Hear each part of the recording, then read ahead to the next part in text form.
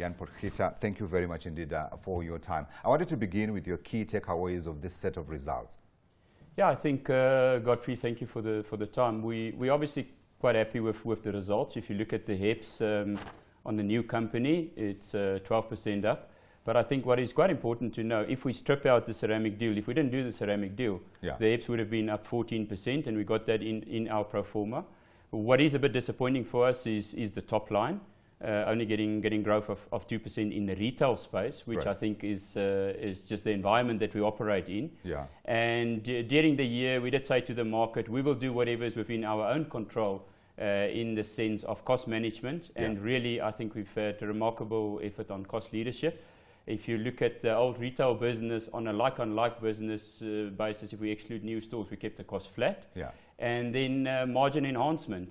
So from a segmental point of view, we managed to grow the profits 27% in the retail business. And I think it's just our three retail brands that plays across the income spectrum, really dealing with the broader consumer out there and making a difference. I want to come back and talk about that environment, but I wanted to ask you in terms of just that difficult environment that everybody keeps talking about. What is it that you are seeing that shows you that this consumer is under pressure? Because you operate across three segments of the market, as you said. Where is the pressure? I think the pressure is definitely in the middle mass, which is where CTM operates. We've had very nice growth in the Italtile space, which is at the top, and even top tier, which is more at the bottom. But in the broad mass, that's where we're taking the most strain. And I think it talks to the indebtedness of the consumer, the uncertainty, the negativity that exists in the marketplace. You speak of enhancements that you made during the year. Just explain in detail what those are. I think we focus, because we can't change external. So our focus was basically internal. We really focused on a lot of our own efficiencies. We invested in technology. We really try to make the customer experience very different in our stores.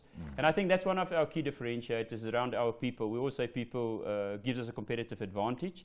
We treat them as partners in the business. They all share in the profits. And I think they engage us so much better with our customers. So the only way for us to make progress when things externally is not great is to gain market share internally. And that's been our core focus, to really bring fashionable product, make sure our in-stocks is right. And with the integrated supply chain that we got, I think it's one of our advantages to ensure that we have the right product at the right place at the right time, and making it convenient for our customers. I see you list here a number of other things that you did. You talk about better productivity, you talk about cost leadership and margin management. I wanted to talk a bit about cost leadership. What is it? What did you do? Did you increase prices? Those are some of the inefficiencies that I referred to in the cost leadership. So stock control costs, which is breakages, losses, we reduced that 20%, which is a massive improvement. And you know, the teams have done a superb job in that space. On our pay cost, which is one of our biggest costs in the income statement, we managed to reduce that by 8%. And again, you know, it's we've done the normal increases. We really just focus on productivity, combining roles, and trying to run the business a lot more efficient. So when you talk about manufacture of tiles, in the back of my mind, I'm thinking, what are you talking about when you talk about technology and stuff like that? I mean, technology in retail manufacturing? What are you talking about? What are you guys doing? I think inkjet printing has changed the roles completely with regards to innovation. And we got state-of-the-art, world-class manufacturing facilities. Griffin, the last factory that we built, is one of those where even from a size point of view, there is a trend in the marketplace to go after bigger, larger format tiles. Our Griffin factory is perfectly situated to deliver on that demand for the customers and lead that fashion trend.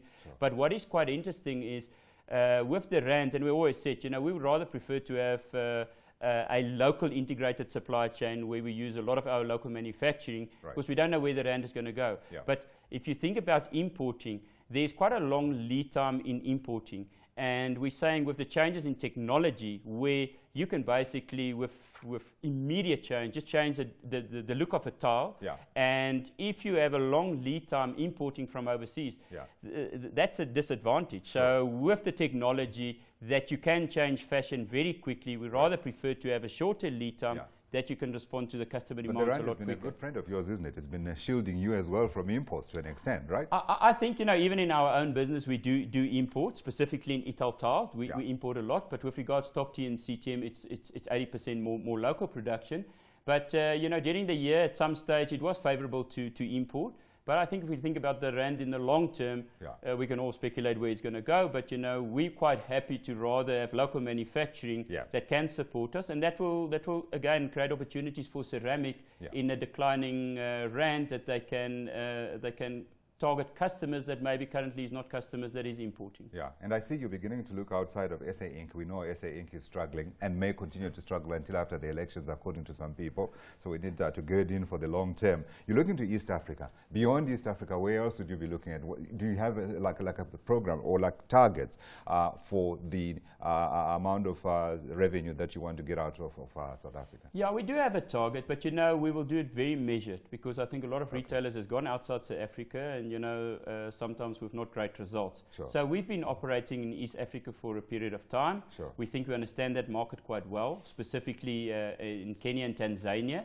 In Tanzania, we also bought a business back from a franchisee now. Sure. We have plans to definitely roll out a lot more stores over the next 5 years in the Kenya, Tanzania, Uganda space. So we want to create a hub in East Africa. And then further to that, we are busy exploring future manufacturing facilities, factories in Africa, which is still early days. Our biggest challenge will be around the supply of cash and whether we can get the right raw materials. But I think we are ready now for some expansion into Africa. But it is important that we find the right local partners, and we will go very slowly at it. We're not going to just rush ahead into the unknown. But absolutely, the opportunity beckons, I think, because increasingly you're hearing talk of Ethiopia opening up, you're hearing talk of Nigeria perhaps coming right in the end, so maybe opportunities for you guys. But thanks very much indeed for coming through, Jan. Thank you very much. Appreciate it. Jan Potgieter is the Chief Executive Officer at Italtile.